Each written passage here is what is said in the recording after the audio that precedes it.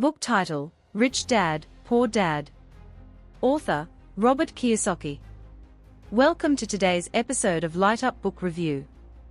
We are excited to have you with us again, as we dive into today's review, a transformative book titled Rich Dad, Poor Dad, by Robert Kiyosaki. About the book. Part memoir, part financial guide, Rich Dad, Poor Dad is arguably the most popular personal business book of all time. In it, Robert Kiyosaki contrasts the instruction he received from his real dad with the ones from his mentor, explains the differences between the mindsets of the poor and the rich, and champions the importance of financial literacy and financial independence. Who is it for? Best suited for people who want to become financially literate and fill some of the money-making related holes education systems can't or would never fill. In Rich Dad, Poor Dad Summary Review, you'll learn what the number one rule of financial literacy is, which 4 technical skills make up your financial intelligence, why corporations are the biggest secret of the rich. Review in full. By his own admission, American businessman Robert Toru Kiyosaki had 2 dads, a poor one and a rich one. The first one was highly educated and extremely intelligent, earning a doctorate at 2 prestigious universities while on full financial scholarships. The other dad never even finished 8th grade. While the first dad believed that the root of all evil is the love of money, the second claimed that the root of all evil is, in fact, lack of money, so he strived to earn as much as possible.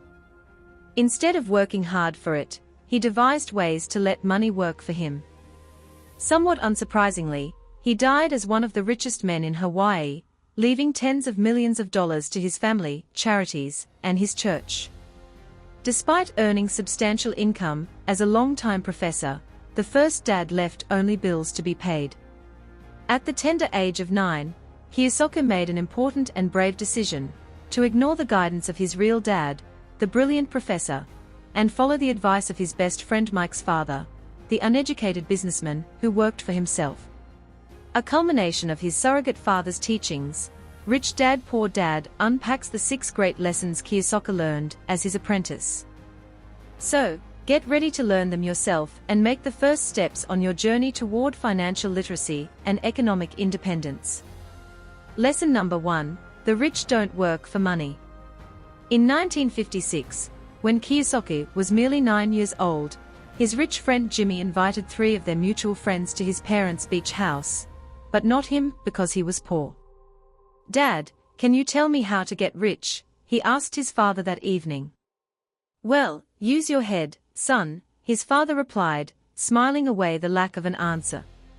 Of course, Kiyosaki wanted something better, so he asked his best friend Mike if he could arrange a meeting with his father. He was an owner of several warehouses, a construction company, a chain of stores, and 3 restaurants, so he had to know a thing or 2 about making money. At the meeting, Mike's father didn't waste any time to make Robert a simple take-it-or-leave-it offer: "You work for me, and I'll teach you." Kiyosaki accepted the arrangement, but grew restless and disappointed after no more than 3 weeks. Not only was he working for peanuts, earning mere 10 cents an hour, but, also, he hadn't learned anything. So, he decided to confront Mike's father and ask for a raise.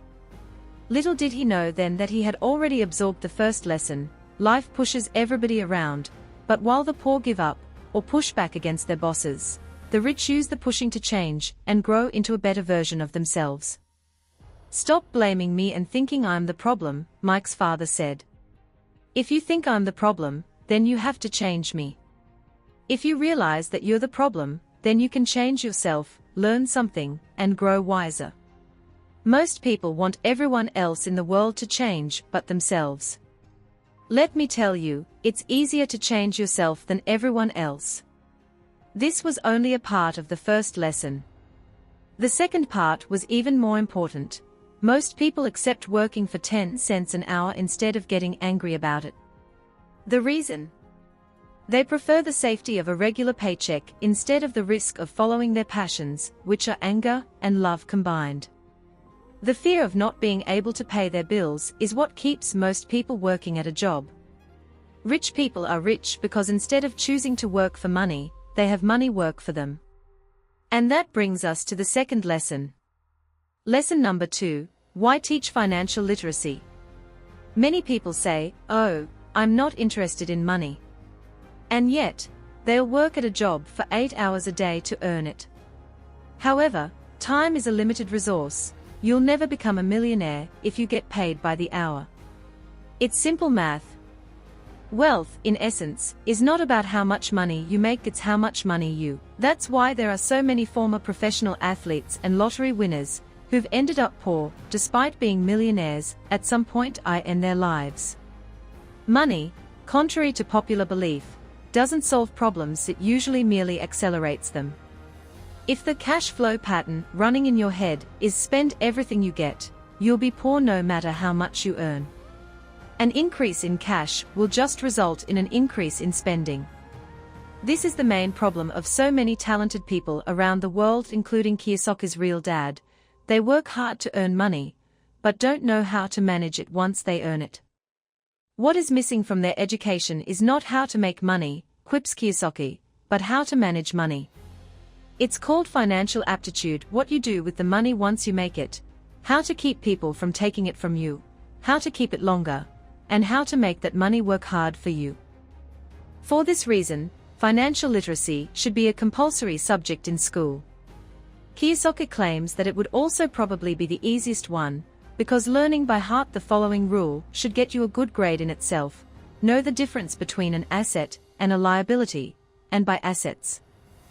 It's that simple. Lesson number 3, mind your own business. But what is an asset, and what a liability?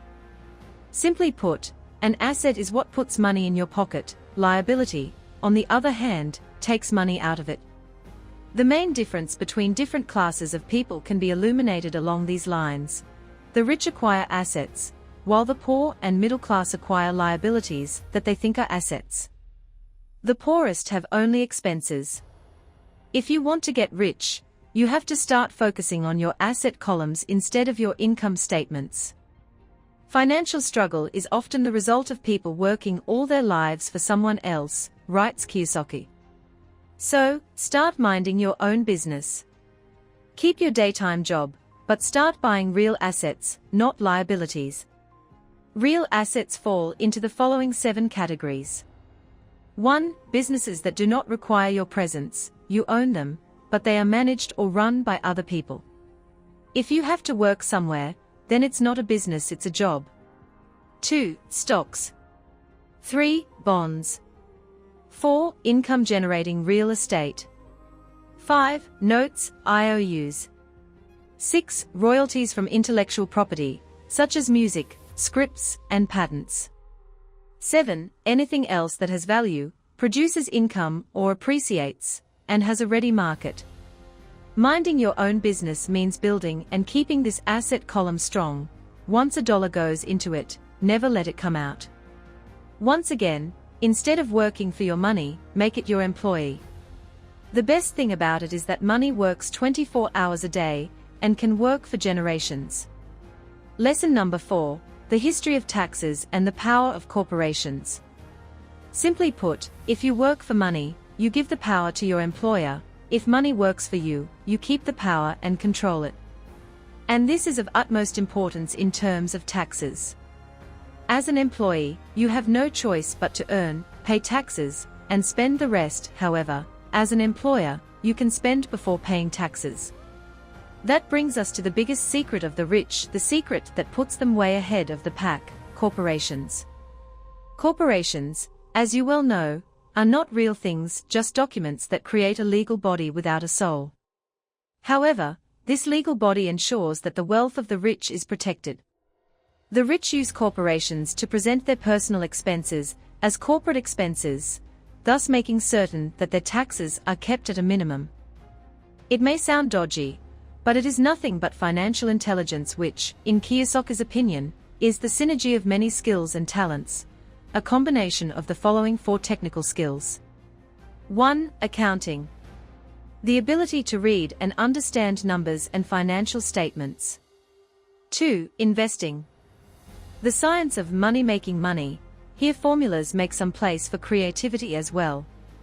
3. Understanding markets. The science of supply and demand. You need to differentiate between the technical, emotion-driven, and fundamental, economic, aspects of all investments. 4. Law. The awareness of state and federal regulations, as well as a good understanding of tax advantages and possible lawsuits. Lesson number 5. The rich invent money. No asset is more powerful than our mind. If trained well, it can create enormous wealth. If not, it can leave you with unpaid bills. Essentially, this means that you have two options in life. 1. Work hard, pay 50% in taxes, save what is left, and get taxed on your savings. 2. Take the time to develop your financial intelligence and harness the power of your brain and the asset column. It's not really a choice, is it? Unfortunately, millions of people make the wrong one because they are afraid of losing and want to avoid failure at all costs. People who avoid failure also avoid success, remarks Kiyosaki. Allow yourself to make mistakes and learn from them. Secure and smart investments won't make you money. In the real world, it's the bold who get ahead. So, start thinking outside the box. Look for opportunities missed by others, raise money, and invest it in the idea, while organizing smart people to put it into practice. It's risky, sure, but all things that matter are. After all, it's not like you knew the person you loved would say yes when you asked them out. But you did it anyway. Lesson number 6. Work to learn, don't work for money. Job security meant everything to my educated dad, remembers Kiyosaki. Learning meant everything to my rich dad. In time, he realized that his second dad was right, that job is an acronym for just over broke, and that working for money is a trap. So, he chose to work to learn, even going so far to quit a secure job in the army and join Xerox to be trained in the art of marketing and selling. He knew that, in addition to managing your cash flow and your systems, being successful is also about managing other people. The gamble paid off. He became an owner of an investment company and retired at the age of 47 as a multimillionaire. Follow his advice and you might too. Final notes. It is not an exaggeration to say that Rich Dad Poor Dad is one of the cultural phenomena of our age.